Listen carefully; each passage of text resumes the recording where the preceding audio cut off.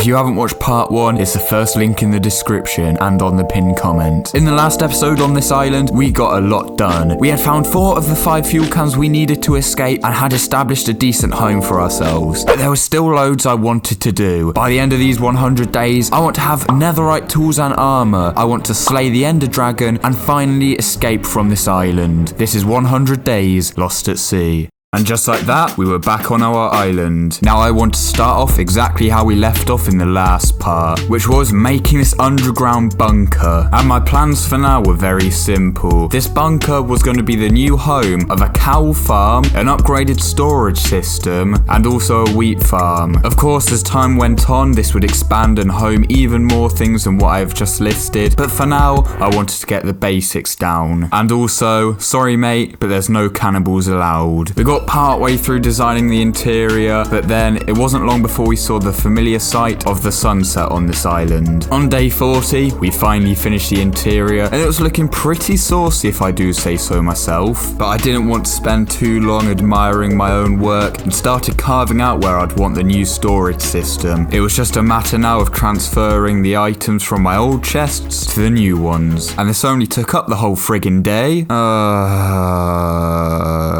I used this time to think about what I wanted to accomplish before we hit 100 days. I wanted 3 main things. First of all, I wanted to find the 5th and final fuel can, so after the 100 days I can escape off of this island once and for all. Second, I want to get some netherite armor or netherite tools. And third, I want to defeat the ender dragon. Pretty simple, I think. I know these challenges are going to be a hard stretch, but it wouldn't be an Owenz video without an element of risk. I finished up making a storage system. All I really had to do was get some item frames or signs so I could tell what needs to go in each chest, but apart from that, I think we are doing pretty nicely. Oh, and by the way, I think it might be time to go and get some diamond armor, don't you think? Well, the answer is not yet. I've still got to finish off the floor before I go into the caves again. The floor was laid down, and now it was time to get exciting. I blended the floor of the bunker with the cobblestone path, but all I could think about was how many diamonds I was going to get down in the caves. We even felt a little bit cheeky and farmed up some of our potatoes. I had my freshly baked potatoes in my inventory, and I just watched the sunset and prepared for day 43. It seemed, however, that I had not 1, not 2, but 3 problems on my land before I could go mining. But just as I went to chase the ones climbing up the mountain, there was another one. There was actually 4 pillagers. I started my attack, and I took out pillager number 1. I also gained his crossbow, which I wastefully shot into the dirt. Now I had alerted all of the other pillagers of my presence, I started hunting from the side. I didn't want them to have the high ground advantage over me, so I repositioned myself. I ate my lucky potato, and then I did what I knew I had to do. I did a little 360, and the battle commenced.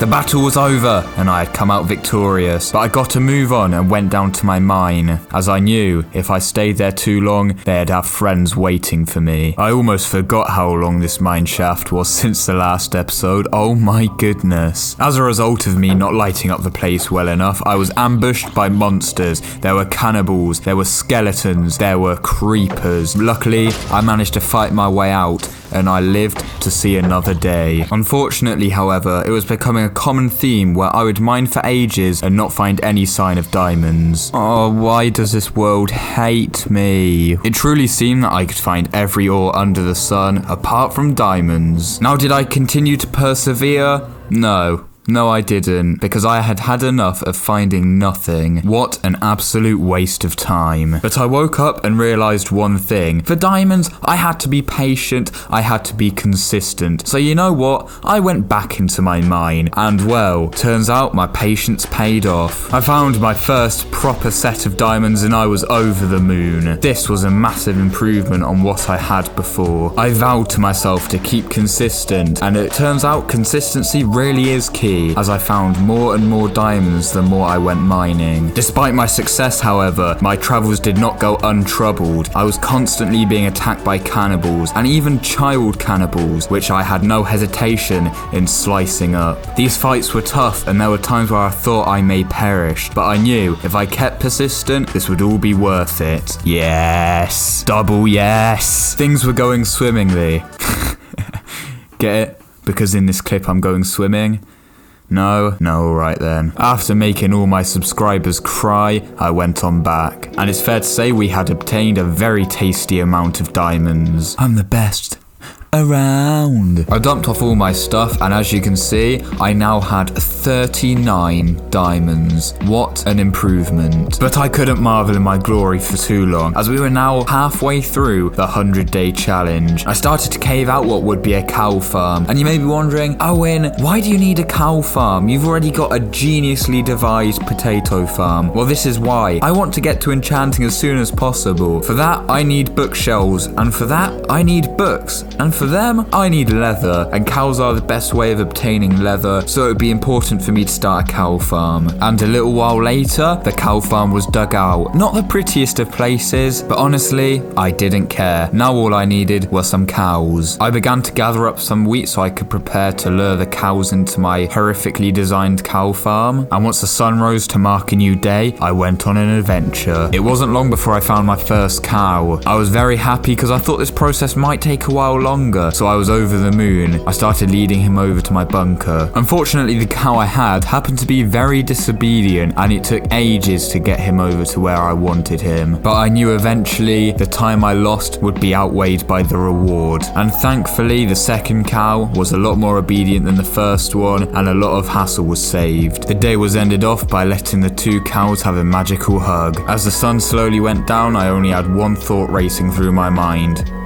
Pog. Although that wasn't the only thought that was going through my head, I wanted to go to the Nether, and for that, I'd need obsidian. That's why you can see a diamond pickaxe in my inventory, and I'm going up to the lava-filled volcano. Now, I knew I'd run into some cannibals there, so I had to be careful. I had to be ready to fight at a moment's notice, but I knew this would be the easiest way for me to obtain obsidian. I started fighting. I had to be careful, not only of the cannibals, but I couldn't afford to get pushed into lava. This was going to be a hard and long battle to get all of these cannibals, but I had full faith in myself that I could do it. Eventually, I managed to kill off the last of the cannibals, and that meant that I had this volcano free for myself to get all the obsidian I could possibly need. I started mining the obsidian, and it was taking ages as expected, but then I realized something. I thought this was where the last fuel can was, and there was nowhere to be seen, so that begged the question, was there maybe some sort of secret underneath this volcano where the final fuel can is lying? And is this also the place where I may encounter the chief of the cannibals? By the time I finished mining the obsidian, nighttime was literally here, and now I was in trouble. I needed to get back, but I couldn't be eaten alive by these cannibals. I had to find a good way round. So I went round the side where I was hoping there'd be less of these flesh-eating monsters. Hostiles were still chasing me, but luckily I managed to outpace them, and I just about made it into bed safely to bring on another day. I built the Nether Portal, and now all I had to do was light it. This would open up a world of adventures. I went into the Nether Portal for the first time. I had to be careful, but I spawned in quite a random location. There were no threats around me,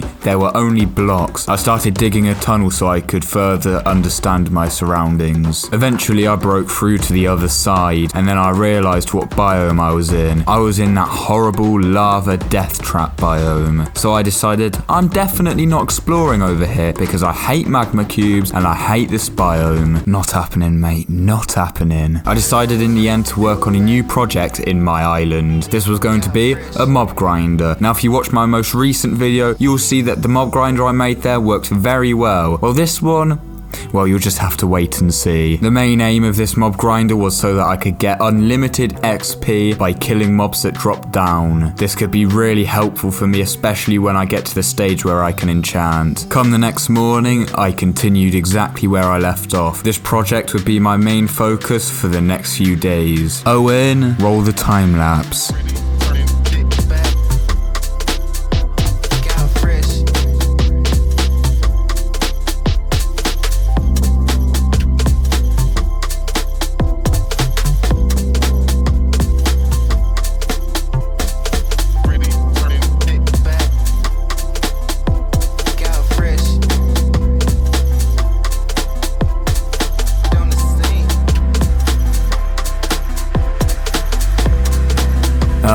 what a beautiful sight to behold. However, unfortunately when I went to testing it, it seemed that it wasn't really spawning many mobs at all. Occasionally a zombie or a creeper may drop down, but for some reason there just weren't many mobs. I don't know why it was like this, but there was nothing I could really do. But don't worry, I wasn't gonna let this get me down.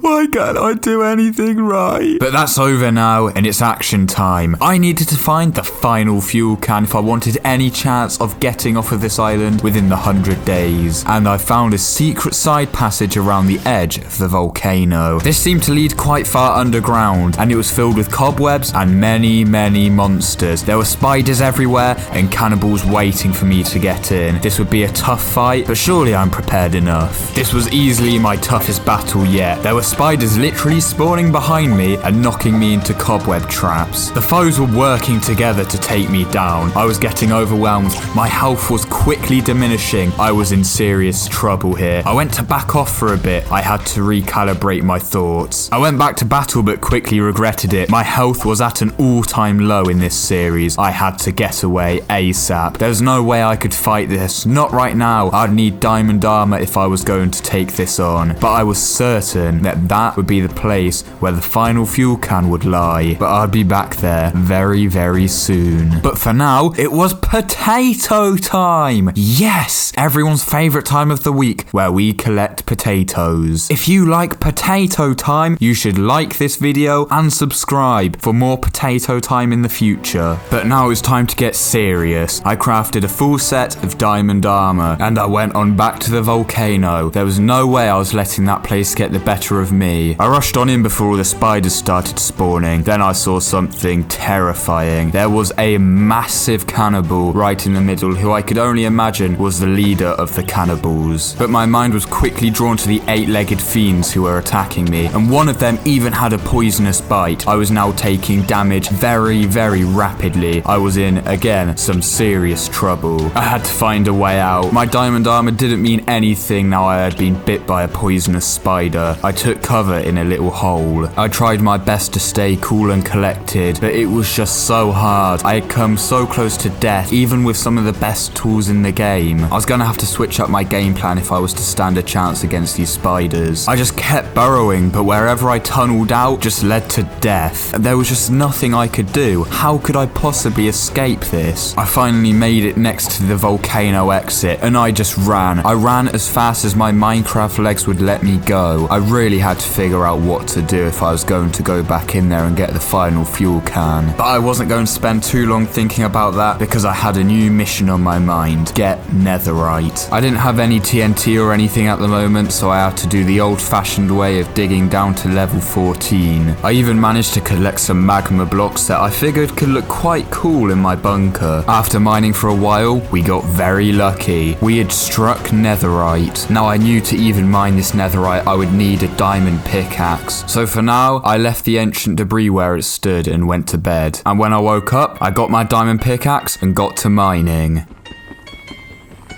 Yes. I did a bunch of strip mining hoping I could double up on my netherite, but it wasn't looking likely. And after having no further success, I returned to the overworld. The cow farm was slowly growing, and soon there'd be an army of them. But for now, it was attempt number 3 at infiltrating the volcano, and I had a strategy. I needed to take out the mob spawners so I didn't get overwhelmed so quickly. Of course, however, the spawners are hidden, so it'd be hard to find them. The attack had commenced though, and I was breaking all around the floor so I could try and find the spawners, and surely enough, I found my first one and destroyed it. While I had now significantly reduced the risk of spiders spawning behind me, there were still loads in front of me, and they just wouldn't stop spawning. I had to find these spawners, but it was very hard when I was being attacked from all angles. I managed to destroy my second spawner, but I was being surrounded. I thought surely I was going to die. I had to escape ASAP. I had been caught in a cobweb though.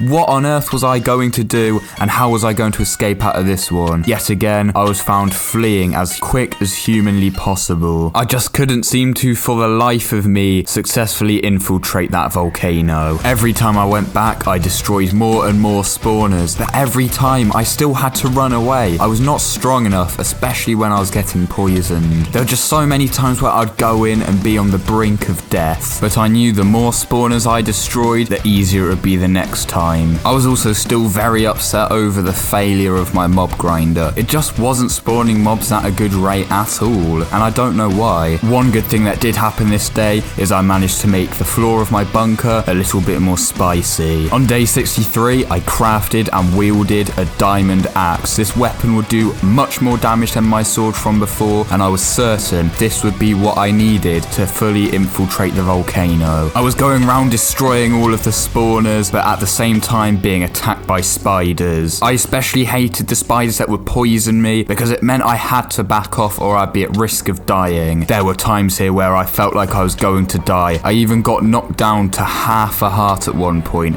and I had to flee or else this whole challenge would be over. The difference this time is I kept coming back try after try to get rid of more spawners, and slowly the numbers of hostiles were diminishing. Eventually we managed to get to a point where there were very little spiders left, and there was only the big chief in front of me and a cannibal or two who were protecting him. I built up to try and obtain the high ground, but then I saw there was a secret chest hidden away in the corner of this cave. I went to open it up, and this is what I found. Everything I needed to build an end portal. This meant the time to fight the Ender Dragon was nearing. I was far from done here though. I still had the chief to take out, and well, he was easier than I thought he'd be, to be honest. He kind of just stood still and let me attack him. I wanted to look him dead in the eyes before I dealt the lethal blow, and then I went for it. The chief of the cannibals was no more, and now the final fuel can was mine. There wasn't a final fuel can. The final fuel can was nowhere to be seen. Where could it possibly be? How am I supposed to escape this island if there's no final fuel can? I needed one more fuel can, and it wasn't in the volcano, which was exactly where I thought it would be. As you can imagine, I was rather worried at this point. It was only when I was running along the beach that I realized, oh my goodness, maybe the final fuel can is in one of the sunken ships in the ocean. That's when I realized I'd have to fight sharks if I wanted to get to the final fuel can. Oh my goodness, this was going to be intense. The sun rose to mark another day, and despite the fact that we didn't unfortunately find a fuel can, I was still pretty happy that we had successfully killed the chief of the cannibals. To mark that success, I lit a TNT in the nether in hope of finding some netherite. It was a failure. The good news was that the cow breeding was going well, and soon enchanting should be a possibility. Do you remember the end portal frames and the ender eyes that we got not too long ago? Well, I think it's time to make the portal. I wanted to try and make it look nice because of course this would be one of the most important parts of this whole series. One by one I filled in the empty slots with the ender eyes until there was only one left. Now you guys are going to hate me for this, but we're going to continue this in the third and final part. I don't want these episodes to get too long, and I don't want you guys to get too bored, so that's why I'm doing this. But in the next part, we're going to be taking on the Ender Dragon. We're going to be fleeing this whole area after we found the last fuel can. It's going to be intense, so make sure you stay tuned. The best way you can stay tuned is of course subscribing and turning on the notifications, so the second that video drops, you can be the first to see it. Anyways, if you did enjoy this, it will really mean a lot to me if you consider liking and subscribing. I'll see you all in a bit. Have an amazing day, and yeah, I'll see you soon.